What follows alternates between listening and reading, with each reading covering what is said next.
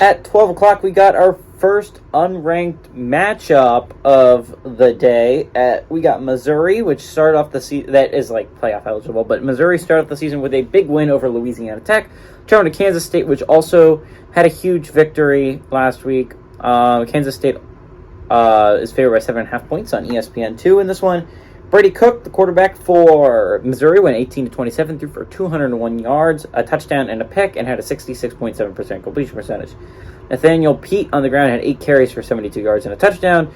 Dominic Lovett had 6 catches for 76 yards. Adrian Martinez, the new quarterback for Kansas State. If you did not know, he was the quarterback for Nebraska for a good long while. He transfers to Kansas State, and last week he went 11-15, only threw for 53 yards, 0 touchdowns, 0 interceptions, and a 73.3% completion percentage. But again, the ground game is what you are most concerned about if you are Missouri. Kansas State's ground game is elite because it has one of the best running backs in all of college football, in Deuce Vaughn.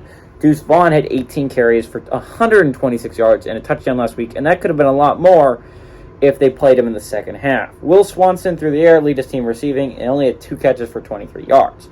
Missouri leads this team, this series, 60-32 all time. This used to be a big rivalry game before Missouri moved to the SEC. Last game went to Kansas State in 2011. Have not played since then. And Kansas State has won 14 of the last 19 matchups between these two football teams.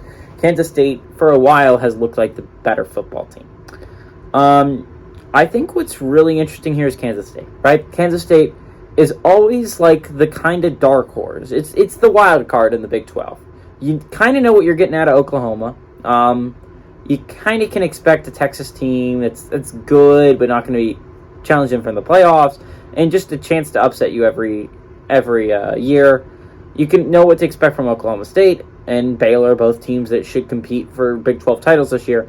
Kansas State's always the wild card, right? It could be a really good football team. It all has all the pieces there.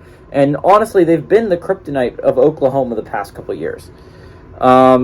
Wildcats could also be a bad football team. It very much depends on a lot of factors, but man, does Kansas State... It's a confusing football team to follow, for say the very least. It's interesting. Kansas State is an interesting football team to watch. I'm really excited to see what Chris Kleiman can do with Adrian Martinez. I think he's a good quarterback, especially a good option quarterback to have, which is obviously why they have him.